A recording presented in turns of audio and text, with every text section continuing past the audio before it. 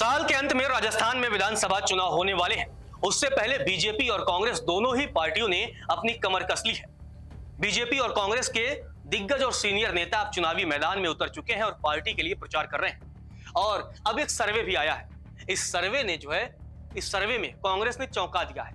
Bharatiya Janata party के लिए कहीं ना कहीं थोड़ा सा झटका लगा है। और इस पोस्टर को आप देखिए। इस पोस्टर में हमने एक तरफ नरेंद्र मोदी और जेपी नड्डा, जो कि बीजेपी के राष्ट्रीय अध्यक्ष हैं, उनकी तस्वीर लगाई, तो दूसरी तरफ राहुल गांधी और राजस्थान के मुख्यमंत्री अशोक गहलोत की तस्वीर लगाई। अब आप सोच रहे होंगे कि बीजेपी के किसी स्थानीय नेता की हमने तस्वीर क्यों नहीं लगाई, तो उसकी भी वजह साफ है। जब जेपी नड्डा और गृह मंत्री अमित शाह जयपुर पहुंचे थे, भारतीय जनता पार्टी की उन्होंने बैठक ली और बैठक में उन्होंने साफ कर दिया कि नरेंद्र मोदी के चेहरे पर ही भारतीय जनता पार्टी राजस्थान के विधानसभा चुनावी मैदान में उतरेगी।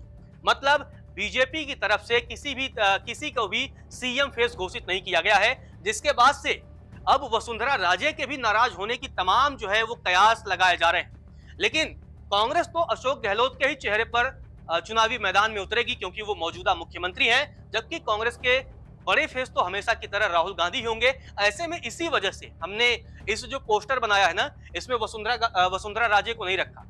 और क्योंकि बीजेपी अब मोदी के फेस पर ही चुनावी मैदान में जा रही है। चलिए, ये तो तमाम जो सियासी अटकलें हैं, सियासी कयासबाजियां हैं, वो थी। अब आपको सर्वे के नतीजे भी बता देते हैं कि आखिर जिस निजी एजेंसी ने जो सर्वे किया है, उस सर्वे के नतीजे ने किसकी टेंशन बढ़ाई है।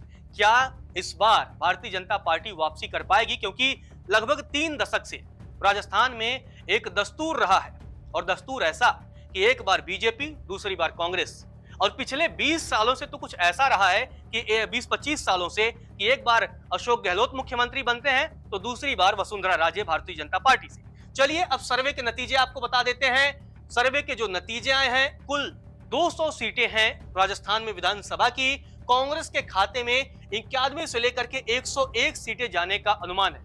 और अगर इस कांग्रेस को मैक्सिमम सीटें मिल जाती हैं तो कांग्रेस राजस्थान में पूर्ण बहुमत की सरकार बना सकती है, क्योंकि राजस्थान में जो जादुई आंकड़ा है वो 101 का है।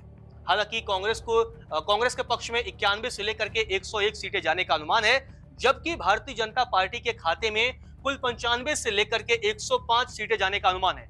ऐसी स्थिति में ये जो मुकाबला है वो बेहद ही कड़ा है, और किसी भी पार्टी की राजस्थान में सरकार बन सकती है। अगर 2-4 अगर कोई निर्दलीय उम्मीदवार भी जीत जाता है या किसी अन्य पार्टी का उम्मीदवार जीत जाता है, तो वो भी सरकार बनने में अहम भूमिका अदा करेगा। पिछली बार भी जब राजस्थान में चुनाव हुए तो उस समय भी ऐसा ही कुछ मुकाबला देखने को मिला था, और उसके बाद से कांग्रेस की सरकार बनी थी।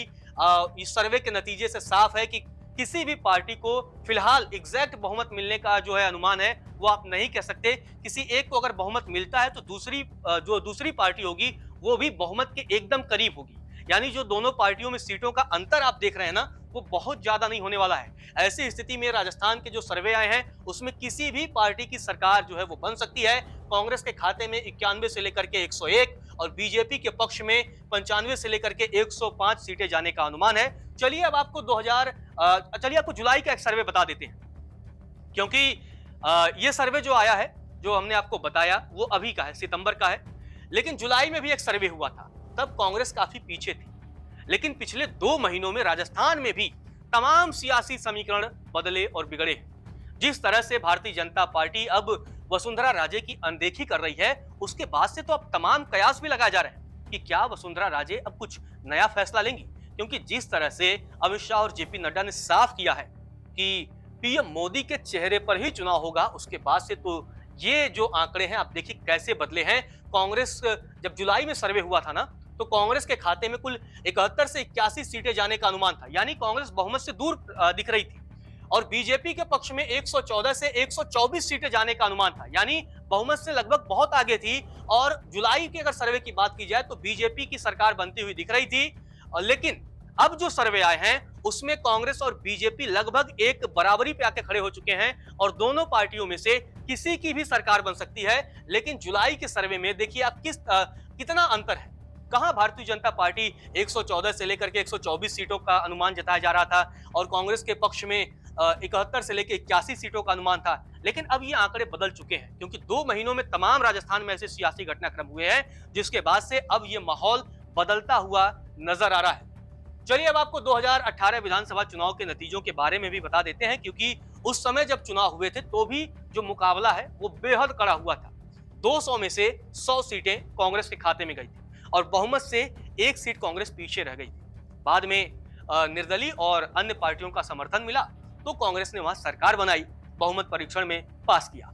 बीजेपी के पक्ष में 73 सीटें गई थी।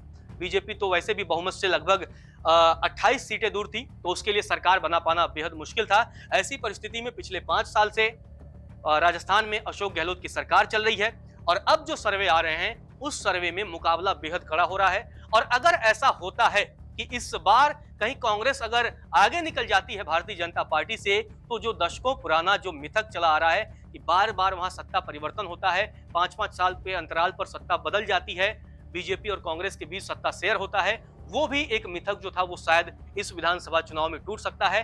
खैर, ये तो आने वाला वक्त ही डिसाइड करेगा कि इस बार राजस्थान में किसकी सरकार बनती है। नमस्कार, मैं हूं मानक गुप्ता।